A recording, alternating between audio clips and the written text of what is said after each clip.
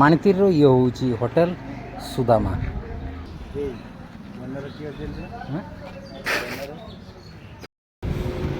ମାଣିତିରି ଆସିଲା ବେଳେ ମାଣିତିରି ଛକରୁ ଜଷ୍ଟ ଅଳ୍ପ ବାଟ ଗୋଟେ ଅଛି ଜାଗା ଅଛି, ଗୋଟେ ଛୋଟ ଗଳି ଟାଇପ୍ର ଅଛି। ଆଉ ସେ ଗଳିକୁ ଆସିଲି ତ ଏଠି ସାଧା ଆଇଟମ୍ ଅଛି 60 ଟଙ୍କା।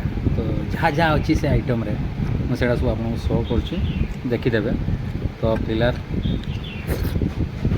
ଡାଲି ତ ଟେଷ୍ଟି ଲାଗୁଛି, ଆଉ ଯାହା ବି ଆଇଟମ୍ ଅଛି ମୁଁ ଦେଖାଉଛି, ଆପଣ ଦେଖନ୍ତୁ।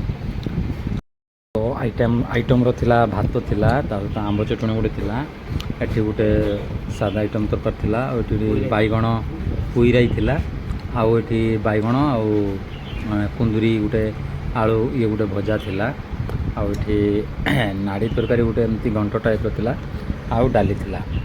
ତ ଏସବୁ ଜିନିଷ ଆଇଟମ୍ ସବୁ ରେଡ଼ି ହେଇକି ଥିଲା।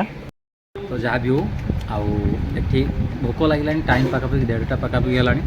କାମ ସାରୁ ସାରୁ ଆମେ ଘୁରିଲା ବେଳେ ଏଠି ପଶିଗଲୁ, ଖାଇବା ଷ୍ଟାର୍ଟ କରିବୁ। ଆଉ ଏଠି ସାଙ୍ଗରେ ସାଙ୍ଗର ବି ସିଏ ଖାଉଛୁ, ମୁଁ ଅଛି ସିଏ ଅଛି, 2 ଜଣ ଖାଉଛୁ। ଖାଇସାରିକି ମୁଁ ଟେଷ୍ଟଟା କହୁଛି କେମିତି।